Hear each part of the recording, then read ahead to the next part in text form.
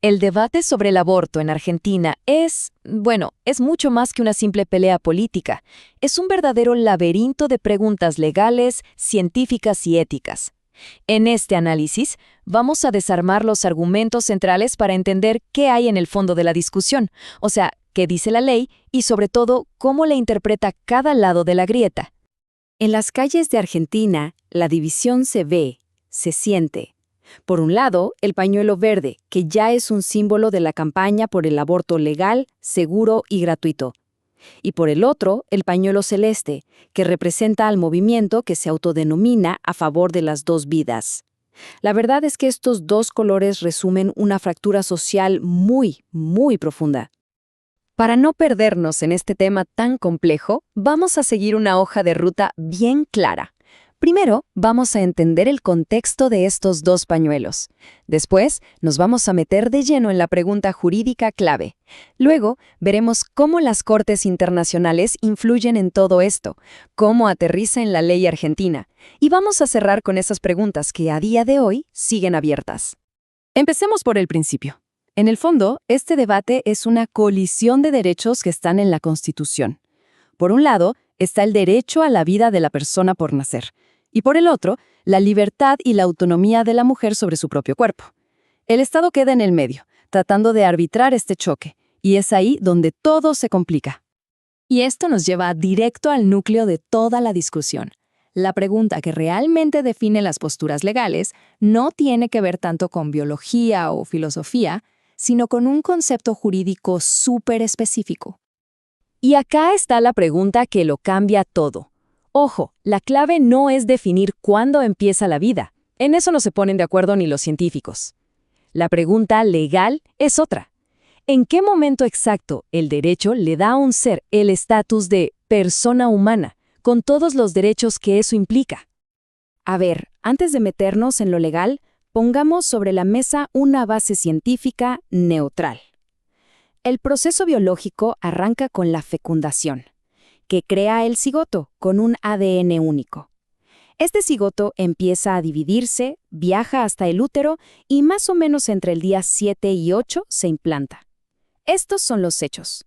Ahora veamos cómo la ley los interpreta. Y aquí llegamos al corazón del problema. El artículo 19 del Código Civil y Comercial es clarísimo. La existencia de la persona comienza con la concepción. El temita es que el código no define qué es concepción. Y esa pequeña palabra, esa ambigüedad, abre la puerta a dos interpretaciones que son totalmente opuestas. Por un lado, una postura dice que concepción es lo mismo que fecundación. El argumento es que desde que se unen el óvulo y el espermatozoide, ya hay un individuo de la especie humana con un ADN único y, por lo tanto, hay que protegerlo como persona. La otra postura, en cambio, dice que concepción es implantación. Para ellos, un embrión que no está anidado no tiene ninguna chance de sobrevivir. Así que el embarazo, y con él la persona, solo existen a partir de que ese embrión se anida en el útero. Esta cita de la jurista Eleonora Lam, que la usan analistas de los dos lados, es clave. Pone el dedo en la llaga. Una cosa es la vida biológica, que la tiene un óvulo o un espermatozoide, y otra muy distinta es ser persona para la ley. Pensemos que jurídicamente alguien puede tener muerte cerebral y ser considerada una persona fallecida, aunque sus células sigan vivas. La pregunta es, ¿cuándo la ley otorga ese estatus al principio del desarrollo? Y claro, este no es un debate exclusivo de Argentina. Tribunales internacionales han tenido que definir estos mismos conceptos. Y lo que ellos dicen tiene un peso enorme acá.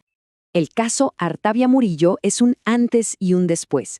La Corte Interamericana de Derechos Humanos, y ojo que sus fallos son obligatorios para Argentina, dijo algo muy contundente. Determinó que para la Convención Americana, la palabra concepción se tiene que entender como implantación. Conclusión: un embrión no implantado no se considera persona y su protección va aumentando gradualmente, no es absoluta desde el minuto cero. Ahora, en Europa, la Corte Europea de Derechos Humanos le dio una vuelta de tuerca interesante en el caso Parrillo versus Italia. Aunque no llegó a decir que el embrión es una persona, sí se negó rotundamente a tratarlo como si fuera un bien o una propiedad. Y esto es importante porque muestra que, incluso sin ser una persona jurídica, se le reconoce un estatus especial, diferente al de un objeto cualquiera. Bueno, ahora que vimos el panorama internacional, Veamos cómo todo esto aterriza en Argentina, que es donde se da la verdadera batalla de interpretaciones. Un antecedente clave acá es el fallo FAL del 2012. La Corte Suprema de Argentina dejó claro que el aborto es legal en todos los casos de violación, sin importar la capacidad mental de la víctima. Y lo más importante, dijo que no hace falta permiso de un juez y le pidió a las provincias que creen protocolos para que el acceso sea real y no una carrera de obstáculos.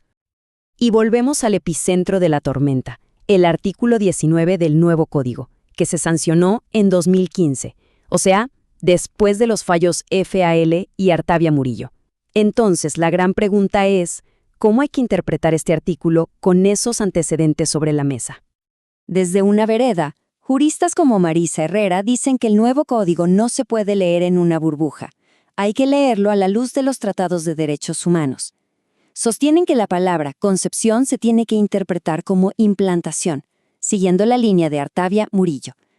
Para esta visión, el código es una herramienta moderna que, lejos de ser un obstáculo, acompaña la legalización.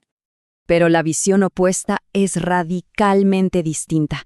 Juristas como Julio César Rivera afirman que la redacción del artículo 19 fue en realidad una reacción deliberada en contra del fallo Artavia Murillo. Sostienen que el legislador argentino quiso blindar el concepto de concepción como fecundación, justamente para proteger al embrión como persona desde ese primer instante y así esquivar la interpretación de la Corte Interamericana. Como estamos viendo, no hay una respuesta fácil. Las mismas leyes, los mismos fallos, son leídos de formas diametralmente opuestas. El objetivo de este análisis es justamente poner luz sobre esas preguntas que hoy siguen sin una respuesta única. Y todo esto nos deja con las preguntas de fondo, las que la sociedad y sus representantes tienen que encarar. ¿Qué derecho pesa más en la balanza? ¿Hasta dónde puede meterse el Estado en las decisiones sobre el cuerpo de las personas? ¿Y qué impacto social tiene traer al mundo hijos no deseados? Estas son las interrogantes que van más allá de un artículo de un código y tocan el tejido más profundo de la nación. Al final, todo se reduce a esto. La ley, sí o sí, tiene que trazar una línea. Pero decidir dónde ponerla, cuando tenés derechos tan fundamentales como la vida y la libertad en juego, es quizá uno de los desafíos más grandes para cualquier sociedad. Y esa respuesta sigue en construcción.